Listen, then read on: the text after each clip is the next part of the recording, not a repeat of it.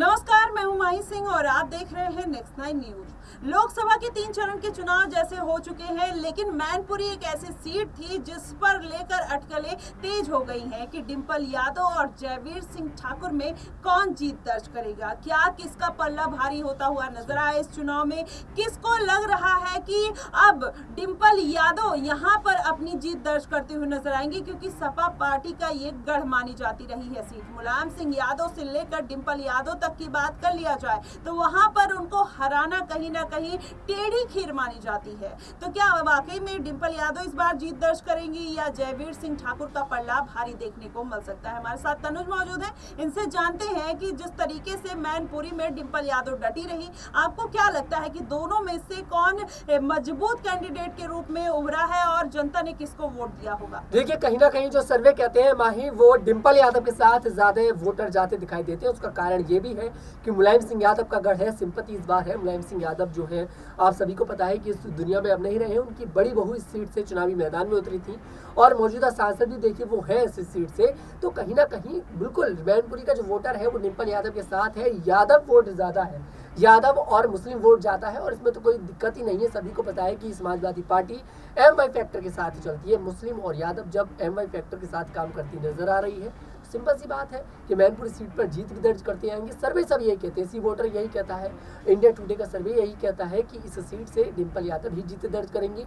हाँ, टक्कर जयवीर सिंह दे सकते हैं, लेकिन जीतना तो देखिए नामुमकिन है। जी बिल्कुल, लेकिन अगर तनुज यहाँ पर एक सवाल ये भी है कि अगर अपर्णा यादव मैनपुरी से खड़ी होती तो क्या यही सिनेरियो उल्टा पड़ता हुआ नहीं नजर आ सकता था? देखिए, यहाँ पर वोट अपर्णा यादव और डिंपल यादव के चेहरे पर नहीं मिलता। यहाँ पर वोट मिलता है मुलायम सिंह यादव, अखिलेश यादव के चेहरे पर।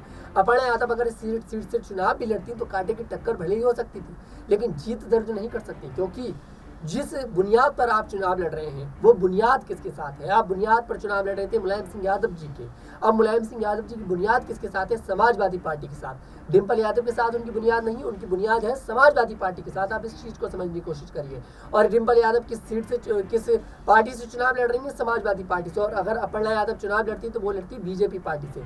तो बिल्कुल तस्वीर बिल्कुल साफ है। लेकिन तनुज, यहाँ पर मैं आपको रोकना चाहूंगी। आपने बोला कि डिंपल यादव बीजेपी आप सपा पार्टी से लड़ती और उनका जीत फिक्स था, लेकिन यहाँ पर ये भी एक बड़ा सवाल है कि अगर अपर्णा यादव एक तो बीजेपी से है, ऊपर से उनके घर की बहू है और उनकी बहू है, तो ऐसे में उनका दुगना लाभ देखने को मिल सकता था। नहीं, इस तरह से नहीं हो पाता। आप समझिए, मैंने आपको क्या समझाया। उस सीट से आप ये देखिए, वहां पर जो वोटर है वो समाजवादी पार्टी का वोटर है। वहां पर वोटर अखिलेश यादव का नहीं है, वहां पर वोटर डिंपल यादव का नहीं है, वहां पर वोटर है समाजवादी पार्टी का। और समाजवादी पार्टी की बुनियाद किसने रखी थी? मुलायम सिंह यादव जी ने।